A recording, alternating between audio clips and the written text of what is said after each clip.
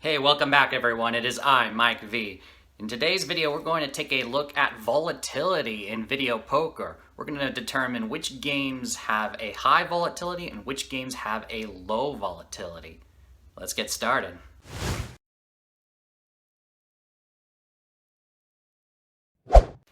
Okay, so there are typically two ways to measure volatility in video poker. One is the variance, and two is standard deviation.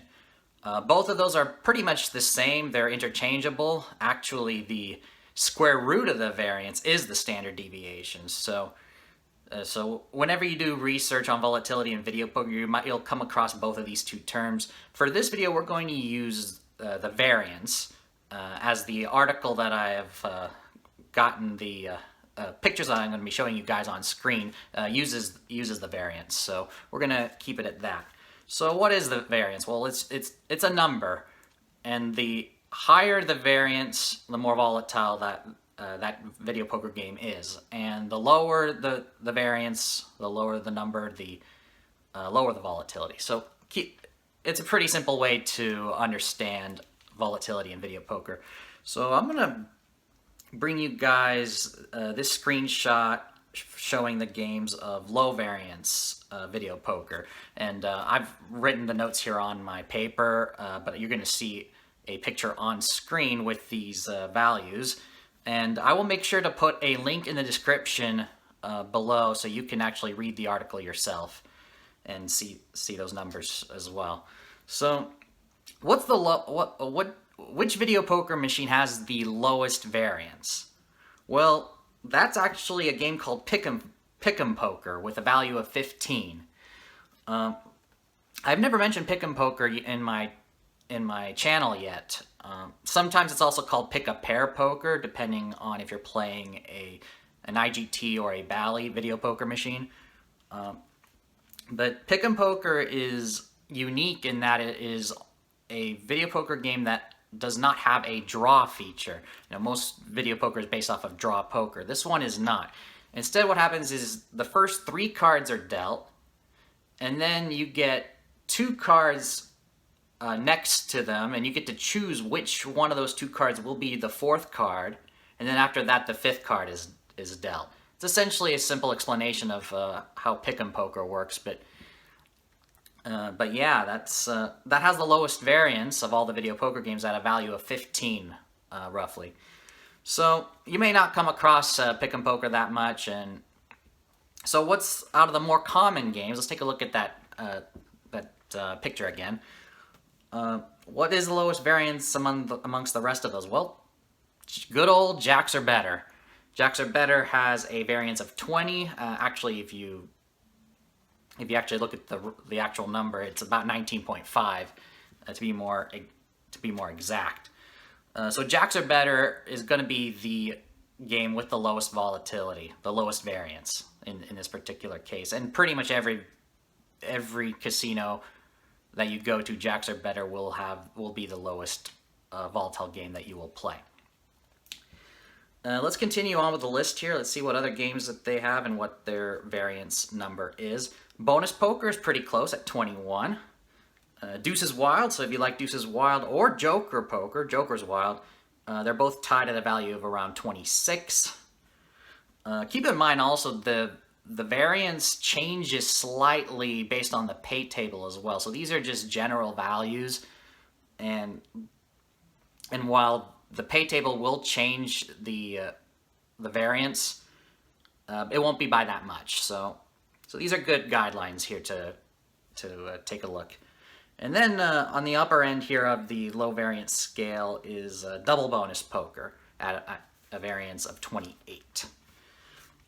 So these are low variance games. If you like one of these, then it's more likely that your money will last longer in these games. You know, low variance, low volatility.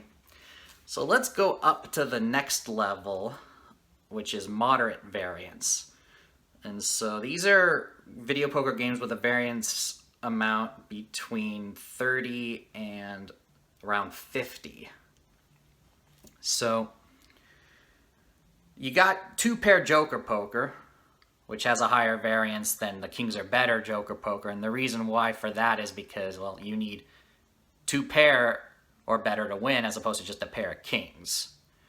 And they're typically higher values for the other hands on 2 pair Joker poker, like 50 for a full house is something you'll typically find on 2 pair Joker poker. While kings are better, it's usually about 35 for a full house. Next we got bonus poker deluxe at 32. Deuces wild double bonus at 40, variance of 40. Double bonus poker, a very popular game, has a variance of 42. Compare that with jacks or better of 20. It shows when you compare both of those. In my last trip, like I've mentioned before, I play jacks or better. $20 on a quarter machine can last you a while. While in double bonus, that $20 can be eaten up fast. If you don't hit anything big, if you don't hit a 4 of a kind, you're not getting anything. And last that I am going to mention here is triple bonus plus or white hot aces. Both of those are very similar games, and they have a variance of 44. And you can pause the video to take a look at the other ones that are on the screen that I haven't mentioned. But now we're going to go ahead and look at the highest variance games, the ones with the highest volatility. And we're going to see here that loose deuces, and loose deuces, you can find this variant with a payback percentage of 100.15% in the outskirts of Vegas and the station casinos, as well as there's one in Carson City that I always play at the Casino Fandango. That is a high variance game. It has a variance of 70. Why such a high variance? Well, 4 deuces in this particular game pays 2,500 credits instead of the usual 1,000. But in return, you have lower payouts for the more frequent hands. That's typically the case with any game with high variance. Next is triple deuces.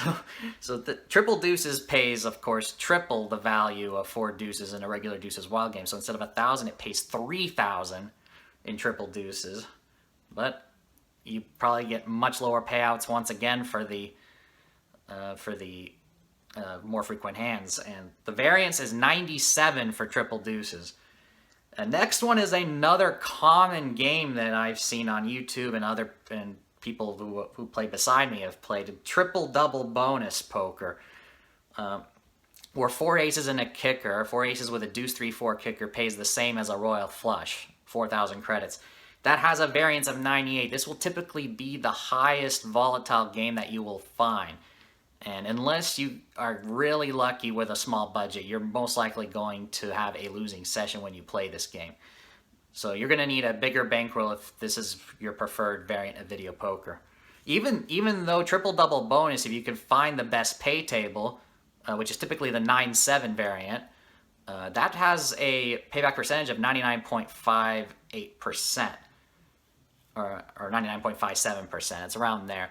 That's pretty good. It's slightly better than jacks or better, but the volatility is so high that you might as well just play jacks or better, or even double bonus. Next is the biggest one that you could see on this list, and this one is, I don't think I've seen in person. It has been reported in a few smaller casinos, but that is Royal Aces bonus with a variance of 184. Like no other video poker variant is near that amount. So why so high? Well, I looked at the pay table for Royal Aces bonus, and it pays 4,000 credits for 4 aces, the same as a royal flush, and that's 4 aces with any 5th card, any kicker. So that sounds pretty good. 4 aces, you don't have to worry about the kicker, and you get the same amount as a royal flush. But in return, you get nothing for a pair of jacks, nothing for a pair of queens, and nothing for a pair of kings. To win a hand, you need a minimum of a pair of aces or better. That's the trade-off. And that is why the variance is so high for that game. And you're most likely going to have a lot of losing hands before you end up having a much bigger, before you have a win, and that that win might be a pretty big one too, but more likely or not, you're going to have that losing session with a game with that high of variance. So those are pretty much the ranking of volatility for video poker, for single hand video poker. Now we're going to delve into the single hand versus multi-hand debate. Which is more volatile? Is it, and which one results in higher variance numbers? Is it single hand or is it multi-hand? Well, that depends. And so, for example, single hand will be lower variance than multi-hand if you're playing the same denomination. So let's use a $100 budget and a $1 machine. So if you're playing a single hand, let's say jacks are better, with $100 at a $1 denomination, that's $5 a hand that you're playing. Now, let's say instead you try a $1 denomination 5-play or 5-hand jacks are better, and with the same $100. Well, you're paying $25 a pop, and that's going to go by much quicker. Not to mention that you're essentially playing five times the speed of single hand jacks are better. So because of that, you're going to need a bigger budget. The overall variance will be higher, and which in turn means a much higher volatile game with 5-play as opposed to single hand with the same denomination. On the other hand, though, multi-hand can be lower variance and lower volatility if you lower the denomination. So if you compare, let's say you have $20. If you play $1 jacks or better single hand, you can easily have 4 losing hands in a row and that $20 is gone. However, if you instead play something very crazy like 100 hand 1 cent denomination jacks are better, so you're still playing $5 at a time, but it's split into 100 hands at a time at 5 cents per hand. That's $5. There's a good chance that you're going to get some of that back, with some of those hands being winners and others being losers. So your $20 will go slowly down with the 100 play pennies as opposed to single hand at $1. So because of that, then as a result, you will experience lower volatility playing the 100 play pennies with that $20 as opposed to $5 per hand at one single hand with that same 20. Okay, so that's the single hand versus multi-hand when it comes to volatility. Now we'll go to one last bit of comparison, and that is variance with multiplier. So this is your super times pay. This is your ultimate X. Wheel poker can be included in this as well. Hot roll poker. So any of these games, the variance is obviously going to be much higher than multi-hand without any of these special gimmicks or multipliers.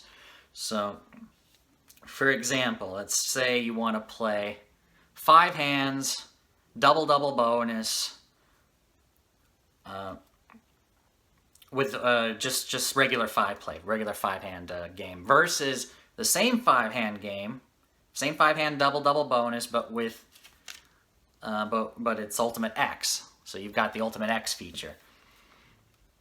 So with that, you're going to be paying double the credits in order to access the ultimate X feature. So you're going to be paying 10 credits per hand instead of the usual 5, and that extra 5 credits gives you the multipliers of the ultimate X feature. So you activate that feature. And the overall payback percentage, if you just go by payback percentage, assuming the same pay table, then yes, the Ultimate X game is actually going to give you a slightly better payback percentage, assuming you play the proper strategy, of course. However, the volatility is going to go up through the roof. The variance will be much higher in 5-play Ultimate X as opposed to regular 5-play draw poker with no gimmicks. And that's because you're paying extra for that feature, and if you have a lot of losing hands in a row, that $20 or $100 bill that you've put in is going to be eaten up much quicker in Ultimate X in the short term. Of course, anything can happen still with some big hits can take place, as shown with my parents back in when we had our trip to Tahoe back in July. They had a very successful session with Ultimate X. So just keep in mind you're going to need a budget for that. The game isn't bad. You know, games like Ultimate X are not bad at all. They're just highly volatile. Alright, that's it for this video. Hope you've learned something new. If you're brand new to the channel, be sure you hit that subscribe button. If you enjoyed the video, be sure you hit that like button. If you got any questions, be sure you put it in the comment section. Share the video and hit the bell icon to be notified for the next video or stream. I'll see you in the next video. Take care and go make it happen.